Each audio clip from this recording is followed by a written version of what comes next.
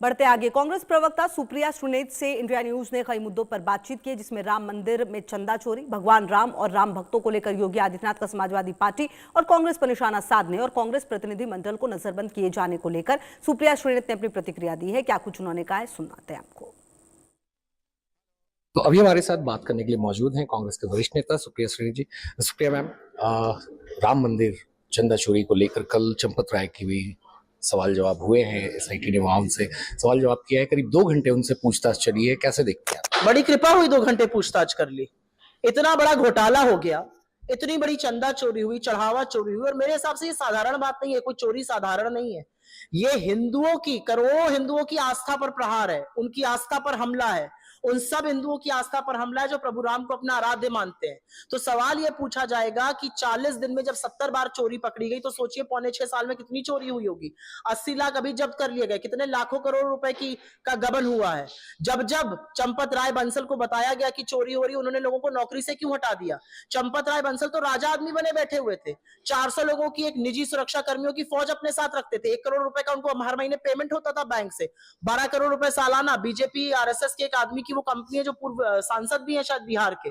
तो मेरा पूछना यह है कि चंपत राय बंसल हो या अनिल मिश्रा हो, ये सब आरएसएस से संबंधित लोग थे।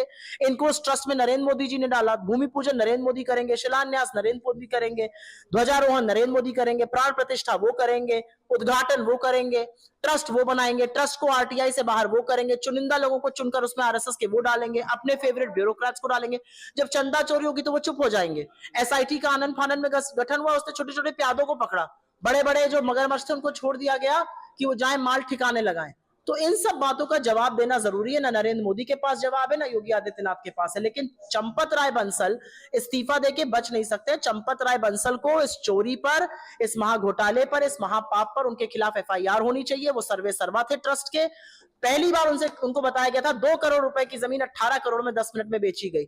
वहीं से चोरी शुरू हुई थी, वहीं से डकैती शुरू हुई थी, और डाकू डकैत सब उसी ट्रस्ट में भरे पड़े हैं। मगर अब इस पे यूपी चीफ मिनिस्टर खासतौर पर योगी आदित्यनाथ का बयान आया कि समाजवादी पार्टी जिन्होंने 2000 से पहले राम भक्तों पे गोली चलवाई थी, और यही कांग्रेस जो लगातार राम के अस्तित्व पे सवाल उठाती थी, आज ये लोग राम भक्त बन के बैठे हुए। हिंदुत्व के स्वयंभू ठेकेदार बनने की कोशिश बहुत करते हैं बीजेपी वाले। हिंदुत्व के स्वयंभू ठेकेदार आप हैं, आप हिंदू धर्म के स्वयंभू ठेकेदार नहीं है। आप मेरी धर्म और मेरी आस्था पर लगातार प्रहार मत करिए। आप दूसरों को सर्टिफिकेट मत बांटिए कौन राम भक्त है कौन नहीं है। आप नहीं है वो पता चल गया है। आप तो हर महीने पहुंच जाते थे राम मंदिर, और पहुंचने के बाद भी आपको इसकी भनक ही नहीं लगी। आपका एलआईयू, आपका आईबी पूरा फेल हो गया। नरेंद्र मोदी हर चीज का श्रेय लेके बैठे थे, उनको पता ही नहीं चला यहाँ क्या हो रहा है। तो सबसे बड़े विफल तो आप दोनों लोग निकले। पूछताछ तो आप लोगों से पहले होनी चाहिए। और असलियत यह है कि अगर धर्म के साथ खिलवाड़ होगा, अगर लोकास्था पर खिलवाड़ होगा, उसका सम्मान होगा, उसका अपमान होगा, तो सवाल उठाए जाएंगे। आप सवालों के घेरे से नहीं बच सकते। समुदाय विशेष के खिलाफ तो आप बुलडोजर चलाते हैं। बढ़ते हैं आगे, देखिए हरियाणा में चल रही एसआईआर की प्रक्रिया को लेकर सीईओ